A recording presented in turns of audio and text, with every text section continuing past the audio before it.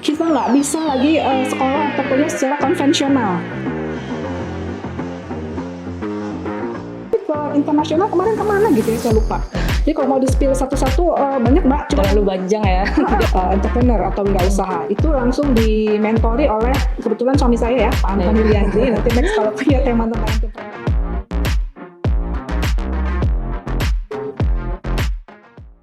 Assalamualaikum warahmatullahi wabarakatuh. Halo Sobat Kriyon, selamat datang di acara perdana program Podcast Kriyon by Phoenix Software. Bersama saya, Pindi Gayatri. Nah, hari ini kita akan membahas isu menarik nih tentang digitalisasi pendidikan dan juga isu-isu terkini tentang pendidikan. Nah, di samping Pindi sudah ada narasumber kita yang cantik dan juga inspiratif, yaitu Ibu Dr. Resni Anggraini, STMM. Selamat pagi Ibu. Pagi Mbak Vindi. Bagaimana kabarnya Ibu Resni? Alhamdulillah sehat. Mbak Vindi sehat? Alhamdulillah sehat. Nah, Ibu Resni ini merupakan founder dan juga pendiri Yayasan Indonesia Mengaji yang juga membawahi Sekolah Tahfiz Internasional Al-Fatih dan Pondok Al-Quran Al-Muslimun. Nah, Ibu, sebelum kita membahas atau mengulik lebih jauh, boleh nih Ibu perkenalan diri dulu dengan sobat-sobat Kriyon yang sedang menonton. Oke, terima kasih Mbak Vindi. Assalamualaikum Sobat Kriyon. Alhamdulillah ya pada pagi hari ini kita bisa melakukan bincang-bincang santai.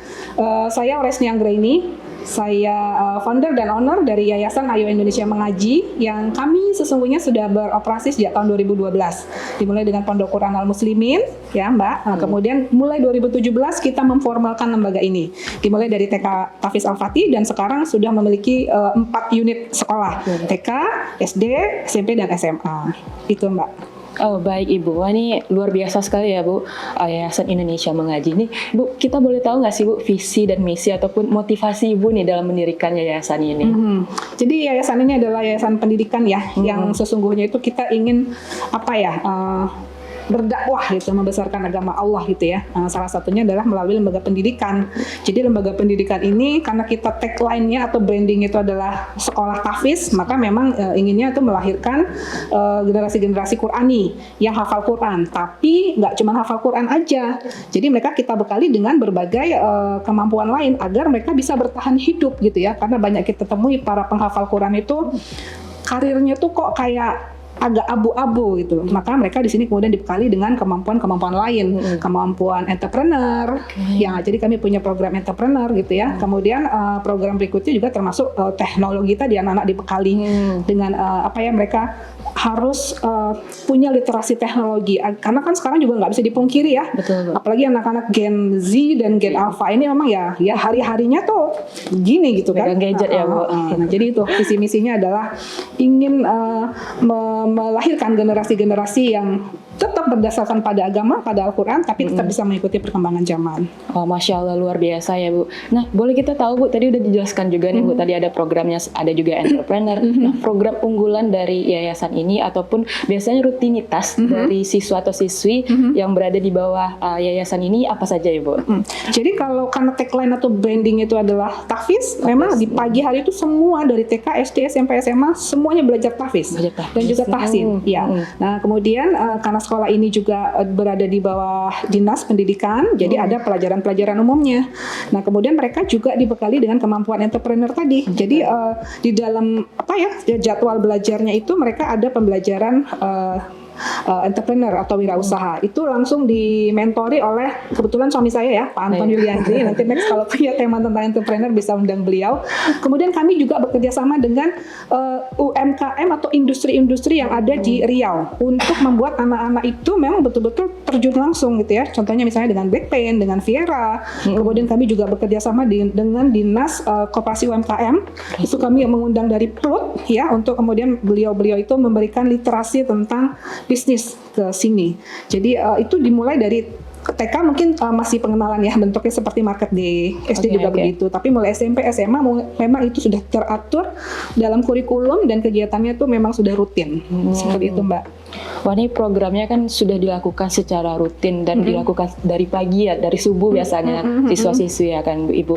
Nah, boleh di-spill sedikit Ibu prestasi dari peserta didik yang sekarang sedang berada di sekolah tahfiz ataupun di Yayasan Indonesia Mengaji. Baik itu di level nasional maupun internasional, boleh Ibu di-spill. Kalau di sini banyak ya Mbak, bisa kalau misalnya pas di lingkungan sekolah kami masuk tuh di pagar-pagar itu ada tuh ya.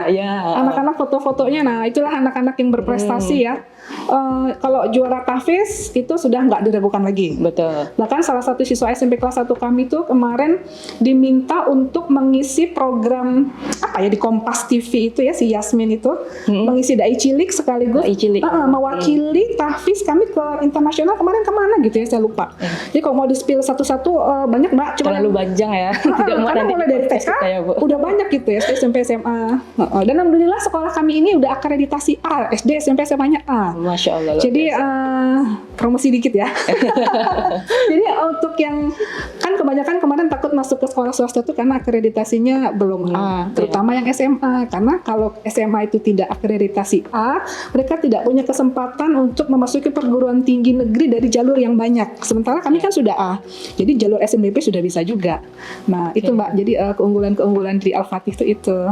Wah, tadi udah dikulik sedikit nih bahwa salah satu program dari sekolah tahfiz tidak hanya tentang tahfiznya, ada entrepreneur, ada teknologi. Nah, berkaitan dengan teknologi, sekarang kita sudah berada di era revolusi industri 4.0 menuju era society 5.0 yang dimana sekarang kita sudah serba digital ya kan Bu. Dan itu pula kolaborasi yang dilakukan oleh sekolah tahfiz Al-Fatih dan juga dengan Krian dengan menggunakan sistem on-card. Nah, membahas tentang digitalisasi nih Bu. Menurut Ibu Resni, bagaimana tanggapan Ibu tentang digitalisasi dan mengapa digitalisasi itu penting di era saat ini dan khususnya untuk pendidikan? Oke. Jadi point of view-nya dari ini ya Mbak ya, digitalisasi di dunia pendidikan ya. Sebenarnya mungkin beberapa tahun yang lalu itu sudah dimulai juga. Karena dulu waktu saya kuliah MM itu di tahun 1999 itu sudah ada buku tentang digitalisasi ekonomi. Artinya para pakar itu sudah memprediksi tentang akan dunia ini nggak analog lagi, tapi digital lagi. Tapi yang kita rasakan, terutama di dunia pendidikan dan mengubah paradigma itu adalah ketika COVID datang. Betul. Ya kan? Kita nggak bisa lagi sekolah atau kuliah secara konvensional, ya. Karena apa? Karena kita harus menjaga jarak, ya kan?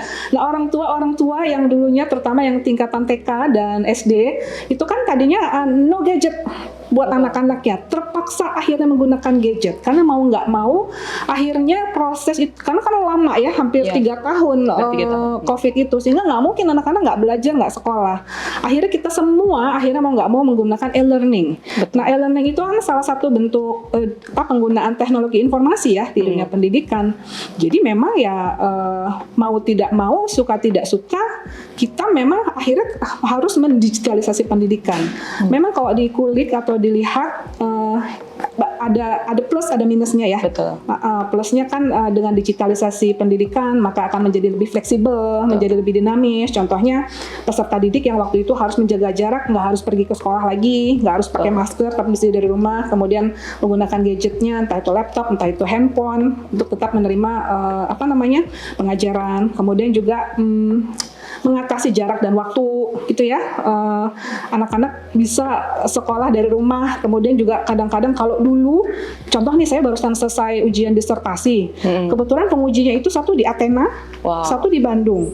Kalaulah tidak ada teknologi informasi, bayangkanlah tuh saya harus nunggu beliau datang dulu ke Jogja gitu ya. Ini kan dengan adanya ini semua terbantu gitu. Dari mananya bisa melakukan ujian dan saya nggak perlu nunggu jadwal beliau lama gitu ya. Nah itu adalah beberapa keuntungan dari menggunakan teknologi informasi atau digitalisasi pendidikan tadi Mbak. Jadi sebetulnya ya kalau mau dilihat dari sisi positif ya sangat membantu, fleksibel, dinamis, lebih cepat gitu ya. Kemudian juga melatih kreativitas dan inovasi guru-guru ataupun dosen ya. Akhirnya kan membuat bahan ajar tuh nggak seperti zaman saya dulu terutama. Itu kalau mau belajar itu nunggu dulu gurunya ngajarin, tulis dulu di papan tulis gitu ya. Sementara kan sekarang enggak. Terus kalau mau cari informasi sekarang, kalau kami dulu mau belajar tentang sesuatu itu nunggu dulu. Misalnya mata kuliah ini jadwalnya hari ini. Tunggu dulu minggu depan yang hari ini juga gitu kan. Kalau sekarang langsung Bisa langsung googling ya, atau Bu. tanya siapa gitu. Gitu Mbak Vindi. Ya, baik Bu, tadi udah dibahas juga bahwa teknologi bisa memberikan dampak positif dan juga memberikan dampak negatif. Ini Bu, bagi siswanya sendiri, mungkin apalagi yang masih anak-anak mungkin belum terbiasa atau belum bisa menggunakan teknologi ini secara efektif. Mungkin ketika kelas dilakukan secara online, mungkin masih banyak Ibu masih main handphone atau segalanya atau yang lainnya. Nah, menurut Ibu nih bagaimana dengan adanya teknologi? Karena sekarang sudah beriringan ya Bu, dan metode pembelajaran pun sekarang sudah hybrid, ada yang online, ada pun offline. Nah, bagaimana nih Bu kita mengefektifkan penggunaan teknologi ini dalam kualitas pembelajaran supaya emang pembelajaran ini efektif begitu Bu? Ya mungkin semua stakeholder, terutama guru, dosen, murid dan mahasiswa itu memang harus mendapat literasi digitalisasi pendidikan itu ya. Masalah etikanya. Jadi bagaimana kita beretika kalau kita di dunia digital gitu ya. Kadang-kadang itu yang terutama anak-anak yang mungkin masih di bawah tingkatan SMA gitu ya, belum bijak gitu ya. Betul. Kemudian juga masalah culture bahwa misalnya memang dengan digitalisasi itu membuat kita menjadi borderless, menjadi timeless gitu ya, menembus batas ruang dan waktu. Tapi kan tetap juga culture bahwa kita orang Indonesia, value-nya itu tetap harus dijaga ya, bahwa kalau kita mau berkomunikasi, tetap nilai-nilai atau value Pancasilanya, atau kita orang Muslim tetap harus dipegang juga. Kemudian juga masalah cyber security gitu ya. Kadang-kadang kita abai bahwa ternyata semua data kita itu bisa menjadi konsumsi publik dan kita nggak sadar kadang-kadang kemudian hari misalnya foto kita video kita dipotong-potong kemudian dimanfaatkan untuk hal yang nggak baik gitu ya. Nah itu Mbak, kemudian juga mungkin supaya lebih efektif ya kita harus belajar juga misalnya kita mau pembelajaran interaktif menggunakan YouTube atau Zoom, tentu kita kayak saya ya dosen atau mungkin guru-guru itu juga harus membekali dirinya dengan metode mengajar atau visualisasi pengajaran yang anak-anak tuh tertarik, karena seperti Mbak bilang tadi anak TK gitu ya di depan handphone, nanti gurunya di ujung sana asik ngajar, di sini dia asik sendiri gitu ya Mbak ya. Karena sekarang kalau kita belajar psikologi pendidikan, anak-anak Gen Z atau Gen Alpha itu mereka memang lebih senang belajar yang pakai audio dan visual. Jadi sebenarnya tadi ya combine keduanya ya Bu. Mereka bisa lihat, mereka bisa dengar. Karena kalau yang kayak dulu kan cuma tertulis itu bosen, ngantuk dia kan. Itu Mbak Vindi. Nah Ibu, kan ketika adanya pandemi COVID-19 rata-rata tuh menggunakan aplikasi Zoom Meeting ataupun aplikasi lainnya ya Bu. Nah, dan dalam peningkatan teknologi ataupun digitalisasi, bagaimana peran pemerintah ataupun lembaga pendidikan? Apakah sekolah tahfiz pernah berkolaborasi juga dengan pemerintah ataupun lembaga pendidikan dalam meningkatkan teknologi ataupun digitalisasi pendidikan itu? Oke, jadi kalau dalam pandangan saya, pemerintah apa sih yang bisa dibuat pemerintah gitu ya? Kalau memang harapannya juga mungkin bisa disampaikan. Jadi mungkin kalau pemerintah itu kan karena mereka regulasi ya, regulator, sehingga yang kalau saya harapannya sih pemerintah memang betul-betul membuat regulasi ya dari kebijakan-kebijakan gitu. Sejauh apa digitalisasi ini akan dilakukan gitu ya. Kemudian karena itu kaitannya tadi dengan tahapan-tahapan pendidikan TK sejauh apa, SD sejauh apa, SMP, SMA sampai ke perguruan tinggi, membuat peraturan-peraturan seperti itu. Kemudian juga dari sisi anggaran ya.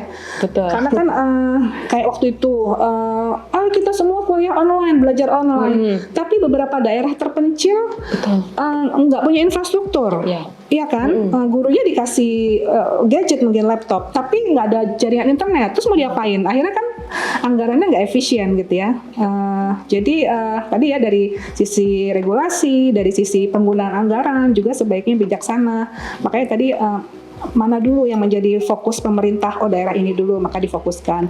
Juga kemudian keterampilan atau kemampuan dari guru-guru dan murid itu sendiri juga ya harus ditingkatkan juga, karena kalau enggak ada kebijakannya, ada budgetnya tapi nggak dipakai.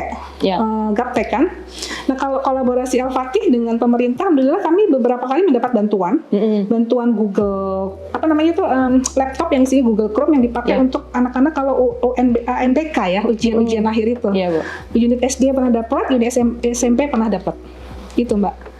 Wah, berarti memang digitalisasi ataupun teknologi ini Sobat Krian emang perlu kerjasama dari beberapa stakeholders ya Bu, agar kita bisa mewujudkan digitalisasi dalam dunia pendidikan. Nah, berbicara tentang digitalisasi tadi juga sudah disinggung oleh Ibu Resni bahwa keterampilan yang dimiliki oleh guru ataupun siswa itu sangat diperlukan. Nah, menurut Ibu untuk tenaga pendidik nih, keterampilan apa yang harus dilatih dan juga bagi anak-anak ataupun peserta didik, skills apa yang perlu dilatih nih Ibu?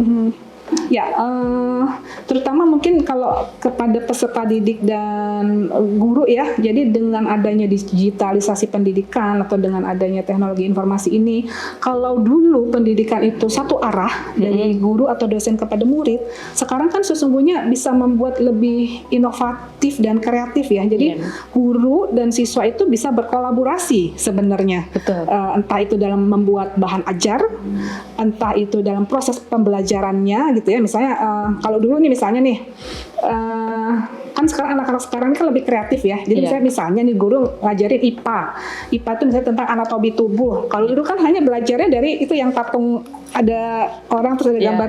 Kalau sekarang mungkin bisa membuat lebih interaktif gitu ya dengan membuat konten entah itu YouTube atau video singkat di medsos yang itu kolaborasi antara guru dan murid, sehingga misalnya itu bisa dipakai tidak hanya di sekolah itu tapi di beberapa sekolah lain misalnya, atau baik bagi pengguna lain. Karena contoh saya saya dosen gitu. Kadang-kadang belajarnya juga dari konten dosen yang lain yang mengajarkan mata kuliah yang sama. Jadi kita bisa kolaborasi gitu ya.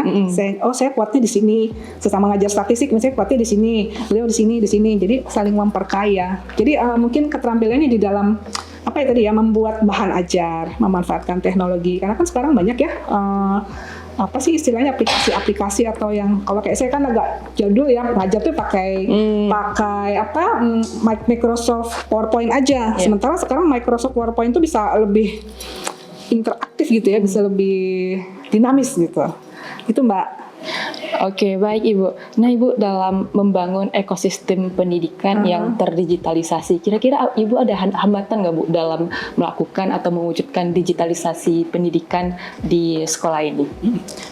Kalau dilihat hambatan, sebetulnya yang paling menurut saya ya, yang paling dominan itu justru dari kitanya sebagai manusia tadi. Karena kadang-kadang orang tua itu maaf ya agak terlena, sehingga tadi saya bilang harusnya kan ada batasannya. Kalau TK itu ya di sini, kalau SD itu ya di sini. Karena tadi kadang-kadang akhirnya di sela-sela proses pembelajaran anak-anak bisa berselancar kemana-mana, yang akhirnya mereka menemukan konten yang tidak pada batasan usianya, tidak pada batasan apa yang seharusnya mereka konsumsi. Nah itu yang bahaya tuh Mbak. Nah jadi mungkin itulah ya tantangan yang terbesar itu pada aspek kita sebagai manusia yang memanfaatkan teknologi. Karena sesungguhnya kan teknologi informasi ini kan hasil cipta dan karsa manusia. Betul. Janganlah kita mau jangan kita mau di-drive oleh teknologi, kita yang harusnya mendrive teknologi kan. Apa maunya kita? Apa kepentingan kita? Itu yang kita pakai. Kalau Mbak lihat tuh sekarang nih TikTok misalnya, kan banyak juga konten yang penting. Tapi kan sekali scroll itu bisa ngelihat semuanya kan. Makanya siapa controllernya? Kan harusnya kita sendiri, nggak penting ya skip aja. Yang penting itu yang diperhatikan. Kadang-kadang kita terlena tuh bisa sampai 2 jam. Betul. Gitu ya Mbak ya. Scrolling TikTok aja mungkin bisa menghabiskan waktu 2 jam dan lainnya. Jadi butuh kontrol diri ya kan Ibu. Nah sebenarnya Sobat Krion, masalah digitalisasi ataupun hal lainnya bisa memberikan dampak positif dan juga negatif. Nah rencananya juga Ibu tadi mungkin menjawab hambatan dari yang selama digitalisasi pendidikan. Nanti rencananya juga nih kami dari tim Krion ingin melakukan workshop ataupun pelatihan nanti nih Bu untuk anak-anak peserta didik tentang digitalisasi, tentang literasi digital. Mungkin nanti bisa kita implementasikannya Ibu. Nah ini last questions nih Bu. Menurut Ibu ini bagaimana harapan Ibu terhadap masa depan pendidikan Indonesia dengan adanya perkembangan digitalisasi pada masa ini? Ya. Jadi kalau saya pribadi sebetulnya teknologi, terutama digitalisasi teknologi pendidikan itu sesungguhnya sangat membantu di dalam meningkatkan kualitas pendidikan kita di Indonesia. Tetapi ya itu tadi ya Mbak ya, bahwa kita harus memiliki kontrol diri, kemudian juga memiliki berapa tadi ya literasi digitalisasi tadi, etika diperhatikan, kemudian culture juga tetap harus diperhatikan, kemampuan kita juga harus ditingkatkan, kemudian juga awareness terhadap ketidakamanan cyber. Jadi kita juga harus tahu bahwa semua big data kita itu bisa dikumpulin orang dipakai untuk kepentingan-kepentingan yang lain. Nah, yang paling penting adalah kontrol diri gitu ya, dan tidak terlepas dari agama sebagai kontrol, bahwa ada yang do, ada yang don'ts, ada yang boleh dilakukan, ada yang tidak boleh dilakukan sesuai dengan koridor-koridor agama atau keyakinan yang kita miliki. Itu Mbak. Oke, baik, terima kasih Ibu, luar biasa sekali tadi bincang-bincang kita tentang digitalisasi pendidikan, dan tidak terasa sudah hampir 20 ataupun 25 menit kita bincang-bincang santai nih Ibu. Semoga Sobat Krion yang sedang melihat ataupun mendengar bincang-bincang hari ini saya bersama Ibu Resni bisa dapatkan inspirasi, juga bisa menambah skill ataupun knowledge, dan bisa memberikan motivasi nih buat teman-teman untuk terus belajar dan meningkatkan skills di era digital kali ini.